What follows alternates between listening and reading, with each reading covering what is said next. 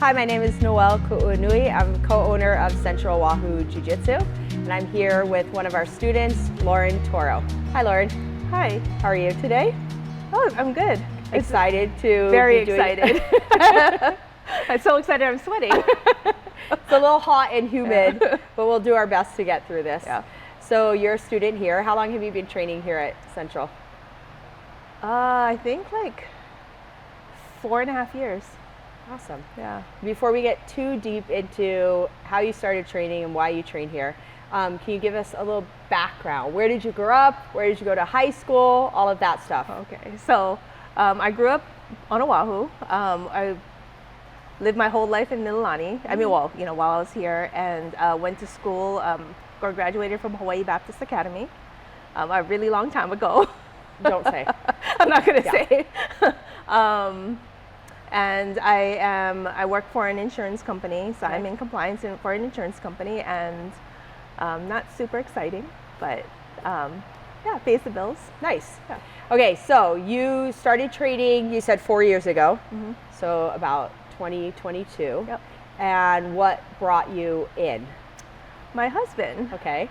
So he started training here, and I think maybe like a month or two after he started training, he said, I think that you should start training. They have a women's program. And I said, okay.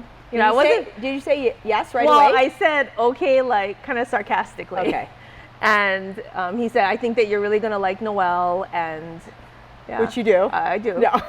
And so I think it took him maybe like 3 months to, he kept asking me, so are you going to sign up? You want to go? And I think it was December. It was close to like the end of the year. And I said, fine. Okay, one, he's going to stop asking me. But two, it's good to start something at the, the new year. Right, so, and little New Year's resolution. Right.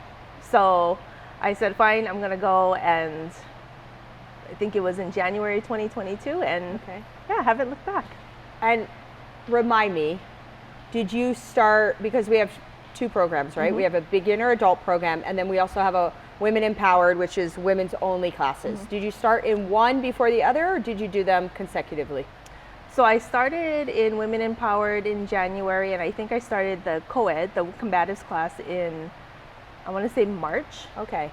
So not too long after. Not too long after. And what, I imagine that you started women's just because it felt like the easy way to start, right? Only women in the class. And what brought you to then go into the co-ed class? So initially, when I first started, I was really like, I've never done any kind of like combat sports or any kind of anything like this before. So I think women's was a good gateway. Right, the gateway. The gateway drug. Right. It's and the Kool-Aid you start with. Yep. Right.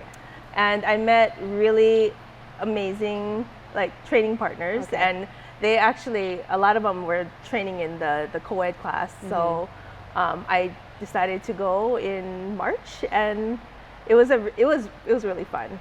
And I think because the co-ed class had a lot of women too, right? It was easier to. It wasn't as intimidating as I think if there wasn't very many women. And I think sometimes our ladies, in a good way, are very persistent in pushing each other to like, come with us, right? So it doesn't feel quite as scary when you know you're going to already have friends on the mat to then go into those co-ed classes. So you started in the co-ed classes. Yep. Did you partner with your husband? I did not. You didn't ever? Not in the beginning? Not in the beginning. Okay. Yeah. So he stayed with like the guys, and I stayed with my friends, the girls. And I do remember one time when I think it was either an open mat or it was something, and I partnered with him, and I was tapping, and he wasn't letting go, and you were like, Mo, she's tapping. He goes, oh, I didn't know she was tapping. How do you not know I was tapping on your leg? But yeah, no, I generally didn't partner with him. Okay. Yeah. I always think like, and I tell guys especially, right, because I feel like your story is one that I hear a lot. Yeah. Which is guys start jiu-jitsu and they really want their wives to train, which I think is nice in a way, right? That they want them to come and experience it and do all that too. But spouses, I'm not going to lay it all on husbands. Spouses can be the best training partner and the worst training partner, and sometimes in 1 5-minute round. Yep. You can be like, man, he's the best training partner, and then it can flip and you're like, he's the worst training partner. I hate being his partner. And did you feel like that kind of experience with him? Yes. Like I love Mo, I love my husband, but you know, sometimes I'm like, I think that it's hard to cross that, you know, like the line of like, you're my training partner, but you're my husband, and be nicer to me, or, you know, you need to put more pressure, or, you know, like, I think it's kind of a tricky thing versus like when you partner with someone who isn't your spouse, you know, I think it's a little bit different because there's no expectation, right? You know, and maybe we get we're a little quick to get angry or frustrated with our spouse, where we might give a different training partner a little more grace, and like, I remember like one time Ryan like pulled my hair, and which I hate, you know, I hate that. And I don't know what I did to him, but I'm sure I was sassy and said something to him. And then he was like, man, if someone else pulled your hair, you wouldn't say anything about it. I'm like, yeah, but you're my husband, so I'm allowed to. Right. I think it no matter who it is, but I say it because it's you. It's like a different dynamic, right? The dynamic or the responses, I think, are sometimes a little bit different than if you weren't training with your husband or your spouse. But you have an interesting story in that you and your husband continued training. He got promoted first. He ended up getting his blue belt first. And how much longer until you got your blue belt? Do you remember? I don't remember. Okay. It must have been, no, it was maybe 6 or 9 months, I think. Okay. It was within a year, but it wasn't like right after. Okay, so you were continuing in the beginner classes. He moved on. And you stayed with it. And then what happened? And then, just like a lot of blue belts, unfortunately, like he no longer trains, unfortunately. Yes. And we want you back, Mo. Yeah, we want you back, Mo. But yeah, so he's on a break, a little sabbatical. Yeah, I've been saying that for a little while now. So hopefully but you didn't stop with him. No. Yeah. I really think that like what I like it, right? I feel like it's a safe environment, it's a fun environment, and we have, like, I think you and Ryan have cultivated I think I read this like article like several months ago, but a third place where, you know, your first and second places are like your home and your work. The third place is like your community, right? And I mean, that, you know, your community space, I guess, where, you know, there's like social, it's you can be yourself, it's a way to decompress. And I think, you know, where people can, you know, have fun. You know, you can have a really bad day, and you can come here, you can see your friends, and you know, choke some people out, or, you know, get an arm bar somewhere. But, you know, I think it lends to, right, we're all here, we all choose to be here, and you know, we all kind of struggle, like, oh, what did coach just tell us to do, and which arm or which direction am I supposed to be doing this? You know, so, you know, it's like the same struggle. But you and Ryan have created such a great place where, you know, it's easy to stay, it's easy to always come back. Thanks. Yeah, I appreciate that. So talking about, you mentioned arm bar. Yeah. So talking about submissions.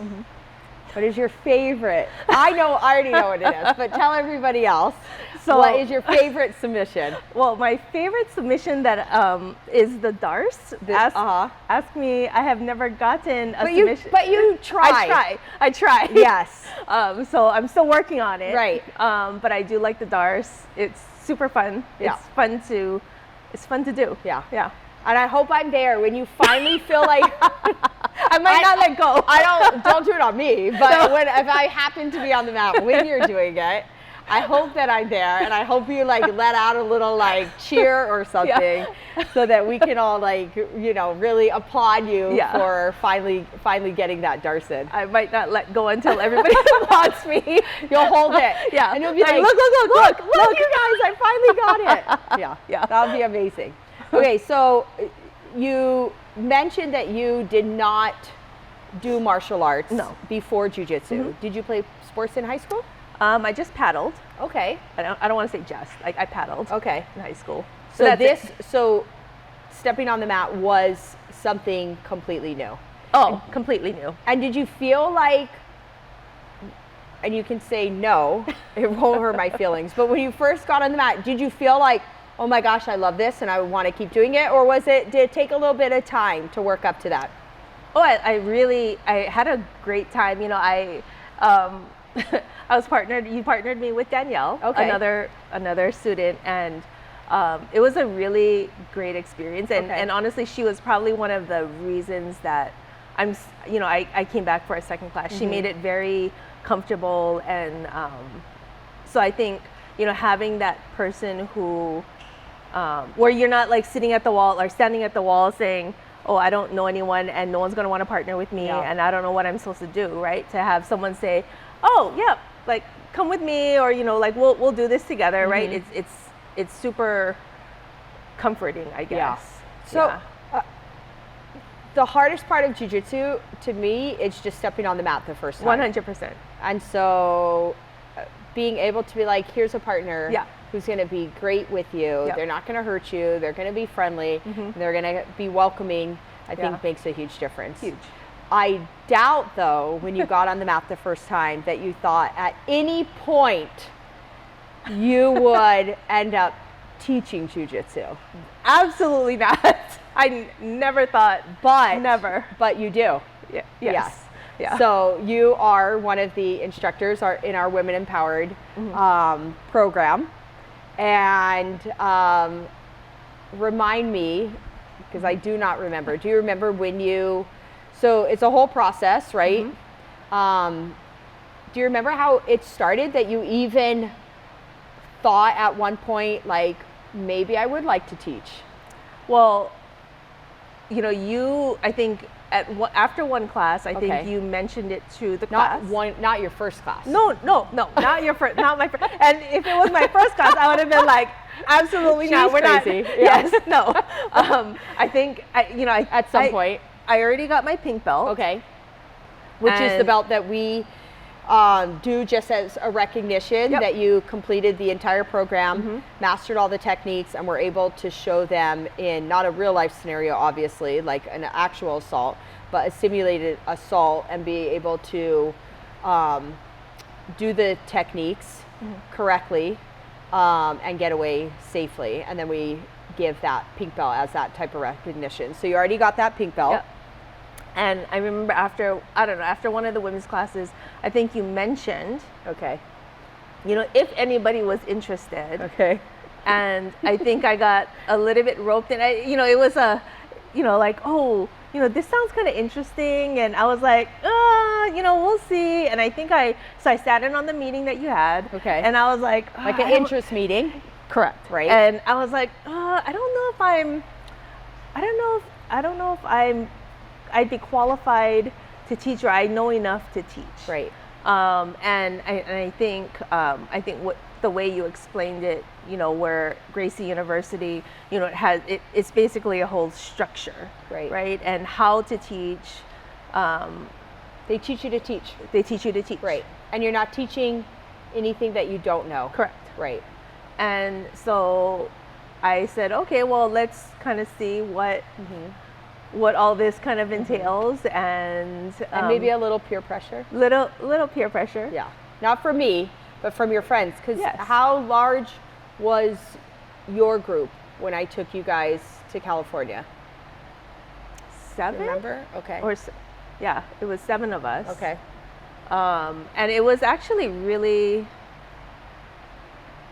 I mean, I really liked it in the fact that, or I appreciated the fact that I wasn't trying to do like all of these videos that we had to do, all of the all of the, you know, like the tests, all the preparation, and going to GU by myself. And so there were 7 of us, and we all did it together, and we all passed, thank goodness. Right. Yeah. We didn't embarrass you or the gym. No, you did not. Yeah. But yeah, it was a really, I think, great experience, and a great experience, I think, to be able to share and promote the spirit of, like, you know, sisterhood, and, you know, it's okay if you've never done this before, and this is fun, and you get to learn stuff, and you get to be a little bit more empowered and more you know, like when I started, like, I didn't realize I was missing like a certain kind of confidence, you know, like where it's like, whoa, now I feel like extra confident. You know, I it's not like I was walking around like, oh, I'm so like insecure, but it's, you don't realize, I think, how empowered that you feel that you could, you know, hopefully we're never in a situation, right? But that you could get out of it, you know, help yourself. Yeah. So it's a really, I think, great opportunity and honor to be able to do this. Yeah. Yeah. And then, so now you teach. Now I teach. Right? You teach women's classes. Yep. And could you tell me what let's start with what the hardest part of teaching is. The hardest part of teaching. Or maybe there's not. Maybe you don't have a hard part. No. I'm just kind of thinking, like, what would be my hardest part? I think, you know, when I remember when I took my test, I think since I'm still training besides women's, right, and because when we teach, you know, we start to understand the whys behind why we do certain things, or why certain things are important within the techniques. I think it's the not so much the communication, but like you want to impress upon, like, during class, why things are really important, and why we do things a certain way. And I think part of it is, like, we all want to be good partners, right? But I think sometimes when we need to put a little bit more pressure on our partner, you know, to be, like, realistic, I think sometimes it's like we don't do that because we're either afraid of hurting them, or we don't want to put our weight on them, or you know, whatever the case is. But sometimes it's hard to really feel like what the technique can do, or why, when we don't give the right, your partner's not giving the realistic, like, pressure, or the correct indicators, right? Yeah. I think too, I have found that a lot of times when we're teaching women in that class, it is their first experience with jiu-jitsu, and they are not used to sitting on each other in a mount position, going into each other's guard position, and so there's kind of that awkward tension a little bit, and on top of that, I think a lot of time as women, we start probably at too young of an age to start to worry about, like, how heavy are we, how much do we weigh, and all of those types of things. And now as an instructor, you're trying to tell these ladies, no, put all your weight on each other and smash them a little bit. And it's like, that is not something that most women grew up doing. If anything, we were trying to do the complete opposite of those things. So I understand how hard that can be, because sometimes we can show a technique correctly, but if we don't have the right tension or indicator from the other person, it makes it really hard to do a technique. So okay, so if that's the hardest part, right, is really getting the women to engage, what is the easiest or best part of teaching? I think as women, we build community, I think, really easily, right? So I think having, like, building and keeping, like, building our community, and, like, bringing people in and making them feel welcome, and, you know, book club, and, you know, whatever else, Friendsgiving. right? Friendsgiving. Don't tell the guys to know. Friendsgiving and, you know, like all these other things that, you know, that we do. Right. I think that's what keeps people engaged, I think. And it's obviously jiu-jitsu, but I think it's more so it's the community and the friendships that you make that keep people coming back. Right. Yeah. And I think that's true for men and women. Of course. Yeah. I do think that maybe a little bit more for women, right? A lot of times men use this as an escape, right? Yep. And women do too, but we have the pull a little bit of like spouses or sometimes kids and households and dogs and all these other things that can pull us away. Right. And so getting to come and train in jiu-jitsu and get exercise and all that is great too, but also just coming and getting to see your friends and maybe vent or complain a little bit is also a really big thing. Huge. And I find for our academy too, and I'm sure this is for a lot, that women quit less often, at least for us. And I think part of that is the connections that we make. Right. And it's not just friendships on the mat. It's also now friendships that include off the mat, like you said, and the other things that we do, or just hanging out, because we genuinely enjoy each other enough that it's just not mat friendships. And it travels, you know, kind of past that. So if you had to think forward like 10 years, let's say 10 years, we won't say how old we are, since we're almost exactly the same age, within days of each other. In 10 years, where do you see yourself? Not just in jiu-jitsu, obviously in jiu-jitsu, but also just like in life. Where do you see yourself? And don't say somewhere that's not Hawaii. I don't want to hear that. Okay, well, we won't say that. Don't say it. For jiu-jitsu anyway, like I still definitely, and I think you said it in class tonight, you know, like we want to be here, like at 90 years old, we still want to be training, right? And I think I still want to train. Like I think it's really important for you know, social, emotional, but also like it's good for your brain, right? Moving in ways that like I don't move like this like in like everyday life, right? Like I think that's also what makes it kind of difficult to start, you know, when you're like, wait, where am I supposed to be going? But definitely training, and geez, 10 years. Ask me where I'm going to be after December with my, you know, a job and, you know, all this other stuff. But again, I think it just goes back to,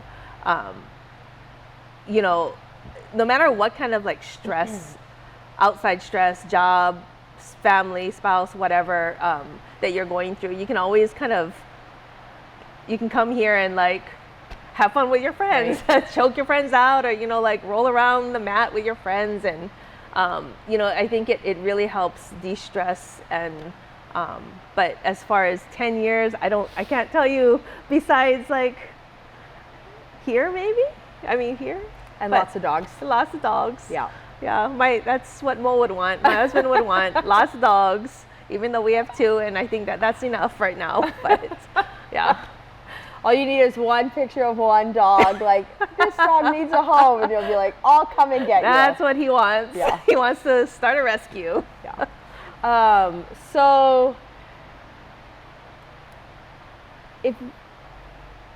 let's talk a little bit about, like, mentors. Because we are at the age where we've lived a long life. And I'm sure, not just in jiu-jitsu, but just in life, maybe like as a kid, maybe through high school, you know, college, and then working. I'm sure you've had different mentors in your life, and then even here in jiu-jitsu. Can you talk about mentors that you had through your life? Oh, through my whole life? Yeah. We want the whole thing. Oh, yes. All 21 years. Thank you. Yes. Man, that was a long 21 years. Well, I think, geez. so like obviously my parents, right? They sacrifice a lot to send my sister and I to private school. Right. But I think a lot of the times, you know, like when you're a teenager or even like you're in intermediate school, you're like, yeah, I know everything. Right. Right. But a lot of times, a lot of the things that I look back now, everything that they told me was 100% true. And ask me if they're going to watch this, you know. I know. Ask me if I listened. Right. Never listened. But I think the sacrifice and the hard work and really just and really like taking care of their family and the loved ones, I think is really like impressed upon me. And I think growing up in Hawaii, right, we have a lot of the same, no matter where you kind of grow up, right, you kind of have a lot of the same values, right, I guess, for lack of a better word, but definitely my parents, and you know, if we talk about here, you know, obviously like you know, when I still remember my first, oh gosh, I don't when know I walked it. in, it was a Wednesday evening. It was when we only still had Wednesday classes, but I was like, hi, are you Noel? And you're like, yeah. And I introduced myself, and immediately you made me feel comfortable. And I think all throughout like these 4.5 years, right, whether it be like things aren't working, like whether it be techniques or just in general, like there's always you've always encouraged, I think, and you're very direct, but it's good. Like I like direct, right? But I'm working on it. No, but I'm softening my directness. No, I like it, right? Okay. But I think, and all the coaches, right? I think that, like I said, you and Ryan have created such a great environment where, you know, when we look at you guys, it's like everybody's so nice and so encouraging, and like we're not made to feel like, oh, you don't know, you're keep doing this wrong, right, Lauren, or right, left hand, yeah, right, when I'm like doing this with my right hand. But and really like everybody, like all the coaches and even all the students, right, like I think, but for jiu-jitsu, you know, I look at you and Ryan, Derek, Mike, right, and you've all gotten me to where I'm at now, where ask me, like I said, like I think one of the questions you asked earlier was, did you ever think that you'd still be here 4.5 years later? Absolutely not, right? I thought this was going to be like, oh yeah, I'm going to try it out and make Mo happy, right? Make him happy, and oh, I tried it, and it, you know, but you know, you guys have really, I think, made a positive impact on me and everybody here, right? Where you know you feel welcome and you feel like you can do this. Mm-hmm. So, yeah. I did not pay her to say any of these things. So I guess to kind of close up, if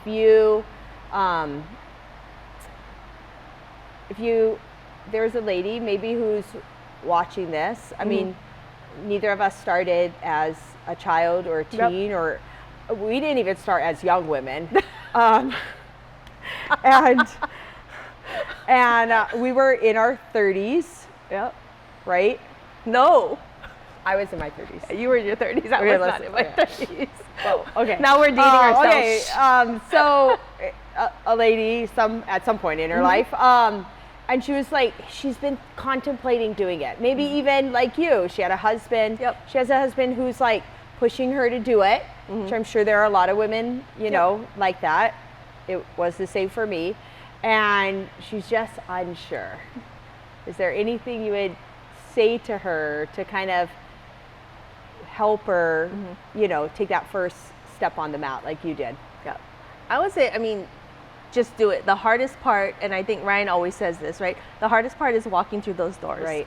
But I can tell you, my first experience of walking through those doors was you, and you're like, welcome. And, you know, everything's going to be okay. And, you know, I remember, I think I told you, I'm not athletic and I'm not coordinated. You're like, I am not coordinated either, right? And it turned into a joke, which one, you are athletic, and two, you're not as coordinated non-coordinated as me, but really, like, we're gonna, you know, you come here and we're gonna make sure that you feel welcome and that everything's gonna be okay, and it's not scary.